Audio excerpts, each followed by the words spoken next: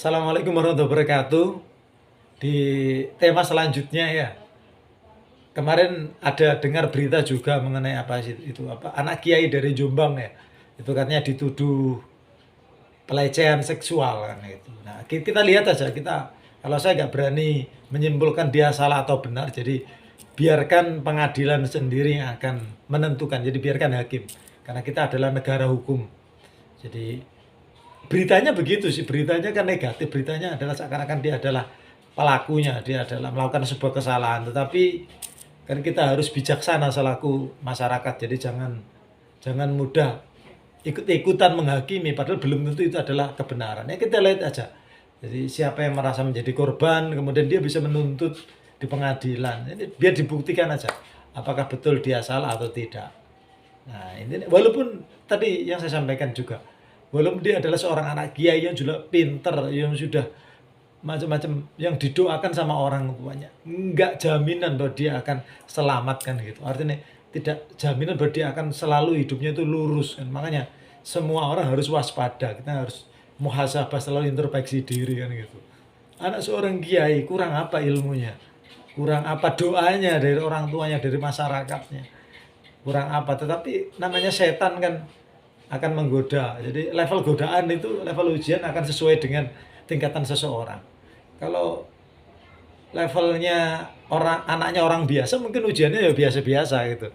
Nah, kalau ujiannya anaknya kiai ya jelas lebih besar kan gitu. Maka kalau saya menilai dia orang baik.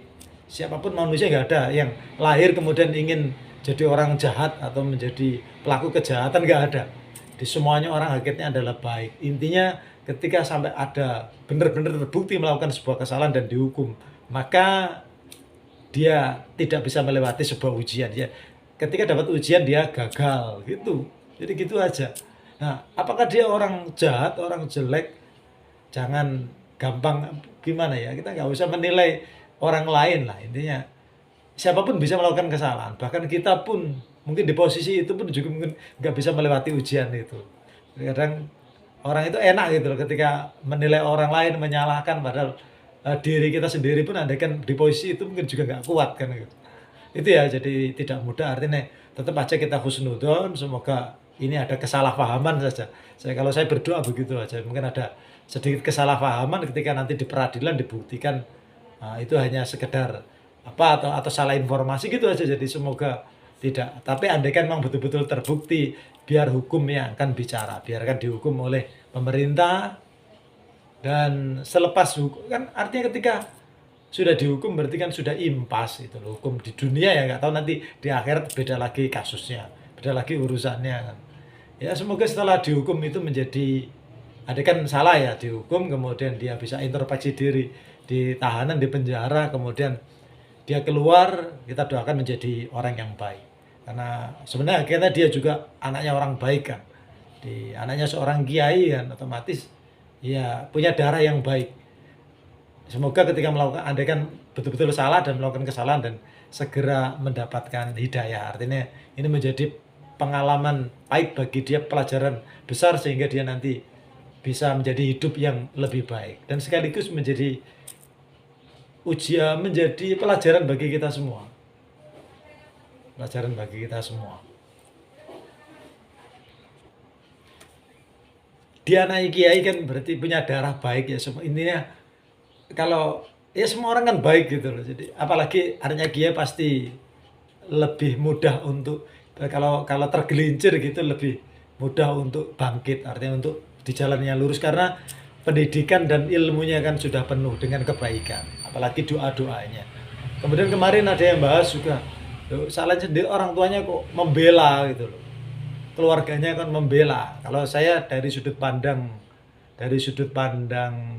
orang tua, ya itulah orang tua gitu loh. Orang tua itu salah benar pasti akan dibela. Jadi jiwa keayahannya, keibuannya atau seorang ibu, kadang-kadang salah benar pun ya membackup. Nah, karena mungkin punya keyakinan bahwa ini hanya fitnah, ini hanya ada orang yang ingin mencelakai anaknya kan begitu. Jadi ada kasus seperti itu, kemudian ada ayah yang membela, maka bagi kita nggak bijaksana lah kita langsung menyalahkan, itu kenapa kok dibela gitu loh.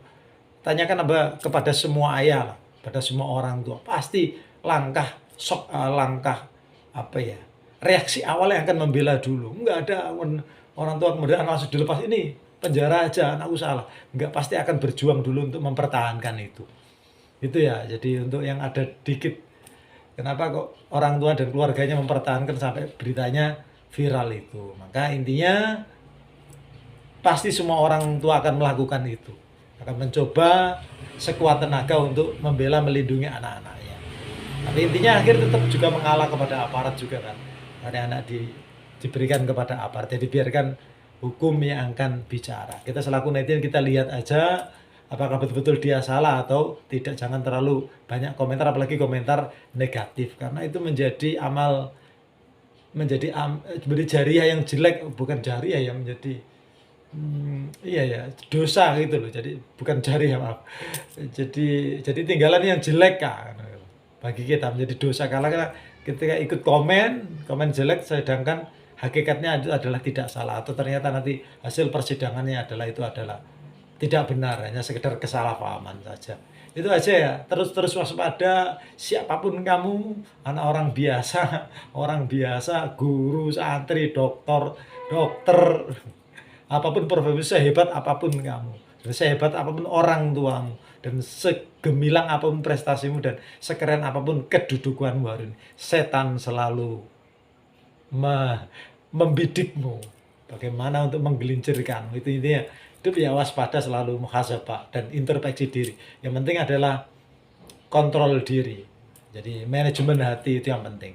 Demikian, semoga bermanfaat. Assalamualaikum warahmatullahi wabarakatuh.